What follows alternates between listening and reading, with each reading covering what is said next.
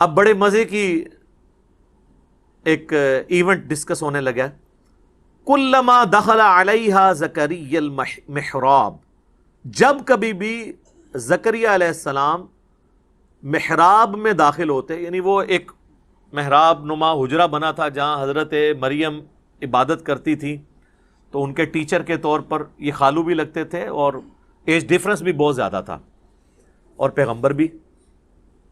جب کبھی وہ داخل ہوتے محراب میں، وجد عندہا رزقا، تو وہاں پہ وہ رزق پاتے. اللہ اکبر. وہ رزق ایک غیر معمولی رزق، یہ نہیں کہ کوئی آ کے نذرانہ چڑھا کے چلا جاتا تھا، ورنہ تو حضرت زکریا کو پتا ہوتا کہ یار یہ تو فلاں دے گیا ہے. بے موسمی پھل بھی ہوتے، موسم والے بھی، بڑے زبردست قسم کا فروٹ جو لگتا نہیں تھا کہ وہ قریب سے آ سکتا ہے. تو حضرت زکریا علیہ السلام نے ان سے پوچھا، قال یا مریم انا لکی ھذا، اے مریم یہ کہاں سے تیرے لیے یہ اتنا فروٹ آ جاتا ہے، ایسا رزق آ جاتا ہے. آپ ذرا پیری مریدی کے رشتے میں ذرا دیکھیں اس کو. پیر ہیں حضرت زکریا، اور دنیا کے بنائے ہوئے پیر نہیں، اللہ کے بنائے ہوئے پیغمبر. اور شاگرد بھی کوئی عام نہیں ہے، سیدہ مریم ہے. اور پیر اپنے مرید سے، مریدنی سے، یا اپنے سٹوڈنٹ سے پوچھ رہا ہے کہ یہ تیرے اوپر جو اتنا فضل و کرم ہے، خاص بے موسمی پھل ہیں، یہ کہاں سے آ گئے؟ آپ کے پاکستان کے مرید ہوتے تو کہتے ہیں حضور تو آڈی نگاہ مرشد ہے. ہاں، کیونکہ یہ تصوف کی لائن میں اللہ کا نام یوز ہوتا ہے، باقی فنا فی شیخ میں ہی ختم ہو جاتا ہے بندہ، فنا فی اللہ تک نہیں پہنچتا. قرآن میں تو فنا فی شیخ کا کوئی تعلق ہی نہیں قرآن کے ساتھ. قرآن میں رسول کی یا خلیفہ کی بیعت ہے، اور وہ بھی مشروط ہے اللہ کے ساتھ.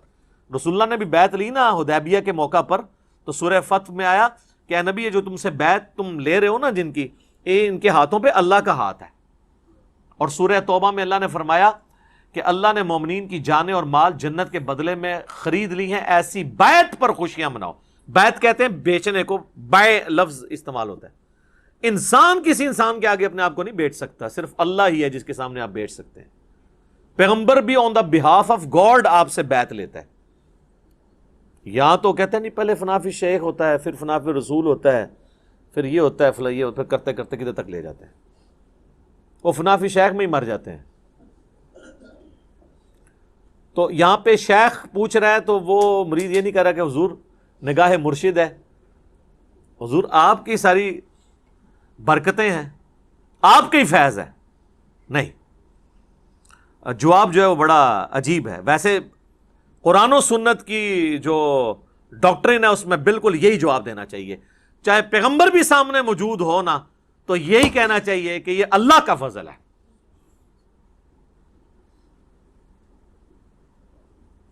قالت ہوا من عند اللہ، وہ کہنے لگی اللہ کی طرف سے آتا ہے.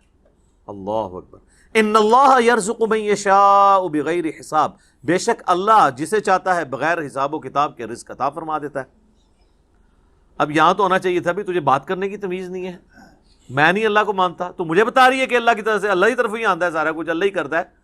پر کوئی ساڈا بھی وچ نظر ہے نا، فیض ہے نا، ساڈے ہی صدقے تسی کھا رہے ہو نا. صدقے صدقے سب انڈیا پاکستان بنگلہ دیش دیا بیماریاں نے. قرآن میں یہ چیز نہیں ہے. قرآن بالکل واضح ہے اپنے عقائد اور نظریات کے اندر. اور نبی علیہ السلام کی اگر زندگی آپ دیکھیں تو وہ تو آپ کو اس معاملے میں بہت سینسٹیوٹی کا لیول نظر آئے گا. صحیح مسلم میں حدیث ہے، کتاب الجمعہ چیپٹر میں، جمعے والے چیپٹر میں، نبی علیہ السلام کے سامنے ایک صحابی نے خطبہ دیتے ہوئے کہا، من یطع اللہ ورسولہ فقد رشد، جو کوئی اللہ اور اس کے رسول کی اطاعت کرے وہ کامیاب ہو گیا. ومن یعصہما فقد غوا، اور جس نے ان دونوں کی نافرمانی کی وہ گمراہ ہو گیا. میرے بھائیو، اس جملے میں نہ تو کوئی لٹریچر کی خرابی ہے، نہ یہ آؤٹ آف کانٹیکسٹ ہے، کیونکہ بات اس سے سٹارٹ ہوئی ہے جو اللہ اور اس کے رسول کی اطاعت کرے وہ کامیاب ہو گیا، جو ان دونوں کی نافرمانی کرے وہ ناکام ہو گیا. کوئی خرابی اس میں نہیں ہے لٹریچر کی. لیکن نبی علیہ السلام کو اتنا غصہ آیا. آپ فرمایا بئس الخطیب انت، کتنا برا خطیب ہے تو. اور پھر آپ نے یعنی اس کو ایک تو غصہ نکالا، وَإِنَّكَ لَعَلَىٰ خُلُقٍ عَظِيمٍ، لیکن امام الموحدین بھی ہیں. یہ ڈانٹا ہے تو ڈانٹا ہے، اس کے باوجود اتنا لوگ جو ہے شرک کی طرف جا رہے ہیں. نہ ڈانٹا ہوتا تو کیا کر رہے ہوتے؟ آپ فرمایا تم کہو مَن يَعْصِ اللَّهَ وَرَسُولَهُ فَقَدْ غَوَىٰ، جو اللہ اور اس کے رسول کی نافرمانی کرے وہ گمراہ ہوا. تم نے یہ کیوں کہا کہ ان دونوں کی کرے؟ وہ آگے سے کہہ سکتا تھا یا رسول اللہ میں نے کوئی آپ کو اللہ مان کے تو نہیں کیا، میں آپ کو اللہ کا بندہ ہی سمجھتا ہوں، آپ کو میں غیر مستقل بذات سمجھتا ہوں. عطائی ہے وہی کہانیاں جو تمہیں کرائی جاتی ہیں، جو اسی بھی کراتے رہے اپنے کسی زمانے میں. اس زمانے میں یہ کہانیاں نہیں تھی. آپ نے کیٹاگوریکلی فرمایا کہ تو کہہ اللہ اور اس کے رسول کی نافرمانی، یہ نہ کہ ان دونوں کی. حالانکہ وہ کوئی غلط نہیں تھا، پہلے وہ کہہ چکا تھا اللہ اور اس کا رسول، سٹارٹ سے ہی دونوں کہتا پھر تو غلط ہوتا. لیکن نبی علیہ السلام نے احتیاط کا یہ پہلو رکھا. اور ابو داؤد میں اس کا ایک طریقہ ہے، اس میں آگے الفاظ ہیں، آپ نے فرمایا قم اذهب، اٹھ اور ادھر سے نکل. اتنا غصہ. حالانکہ آپ کے اخلاقیات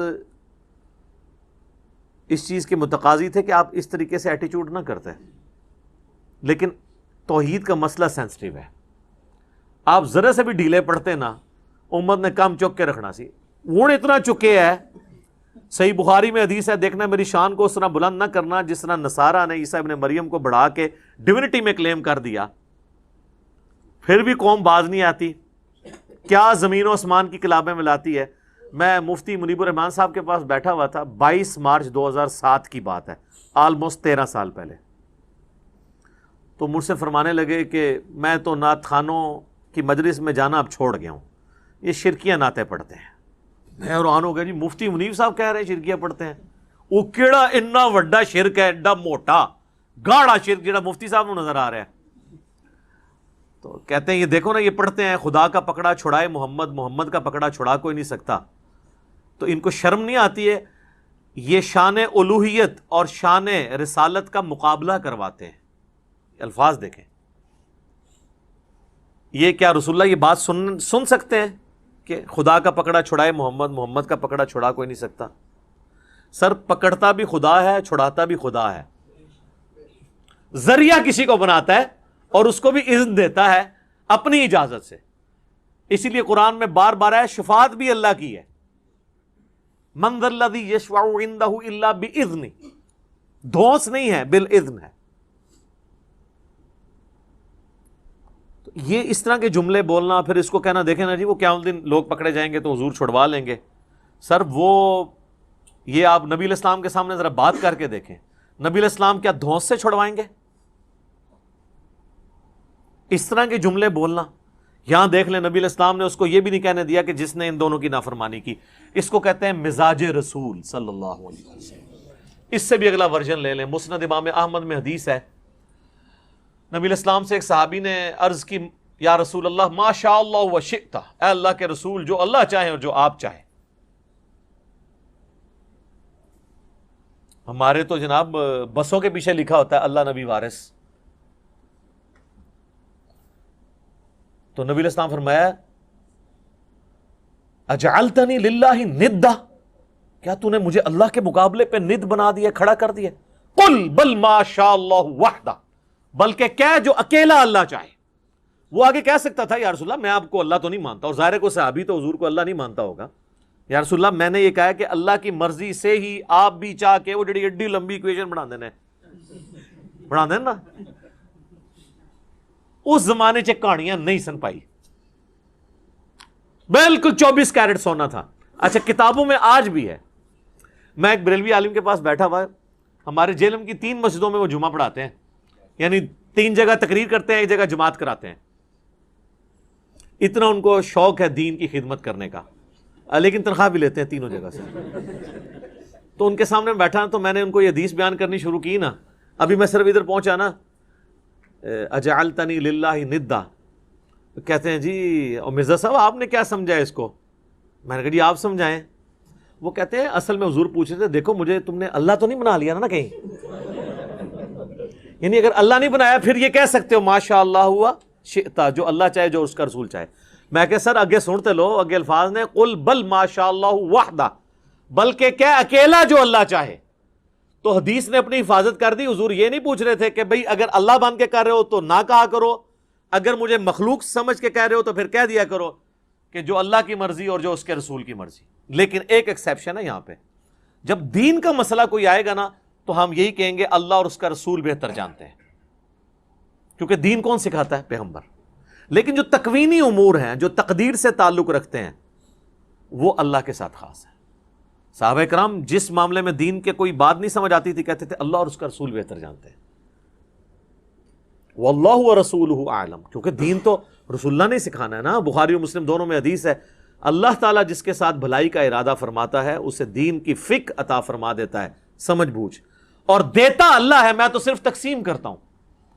نبی علیہ السلام نے کہا یہ جو دین بھی میں سکھا رہا ہوں نا, یہ میں اپنی کوئی بات نہیں سکھا رہا, اللہ مجھے دیتا ہے. وما ينطق عن الهوى ان هو الا وحی یوحى. اسی کو پکڑ کے پھر والا حضرت نے شعر کہہ دیا نا, رب ہے معطی یہ ہے قاسم, رزق اس کا ہے کھلاتے یہ ہیں. وہ کہتے ہیں یہ رزق بھی رسول اللہ ہی تقسیم کر رہے ہیں, حالانکہ اس میں علم دین کی بات ہوئی تھی. آدھی بات پکڑ لی, اور وہ آپ دیکھیں حدیث بھی آدھی لکھی ہوتی ہے, واللہ معطی وانا قاسم, پیچھے بھی کچھ الفاظ نے,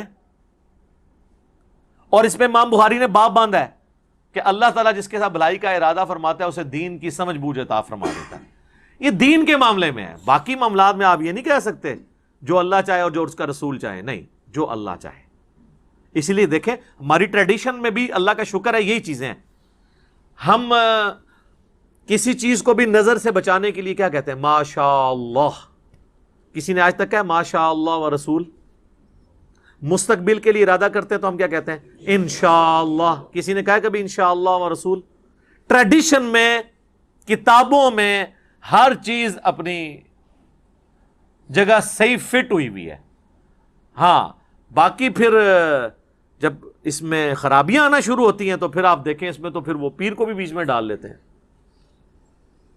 کئی لوگ ہیں وہ اپنے کئی ایک دنیاوی معاملات میں بھی کہتے ہیں نہیں پہلے میں پیر صاحب سے مشورہ کروں گا پھر میں اس کے مطابق چلوں گا. یہ ان کی یعنی ایک گراوٹ کا لیول ہوتا ہے. تو یہ حضرت سیدہ مریم نے امت کو عقیدہ دے دیا ہے, اپنی ماننے والوں کو بھی اور ہمیں بھی, ہم بھی ان کے ماننے والے ہیں کہ آپ نے یہی کہنا ہے کہ اللہ جسے چاہتا ہے بغیر حساب و کتاب کے رزق دیتا ہے. آپ جب حضرت زکریا علیہ السلام نے یہ بات سنی نا, سر دیکھیں, ہنالک دعا زکریا ربہ, این اسی وقت اسی جگہ پر, دیر اینڈ دین.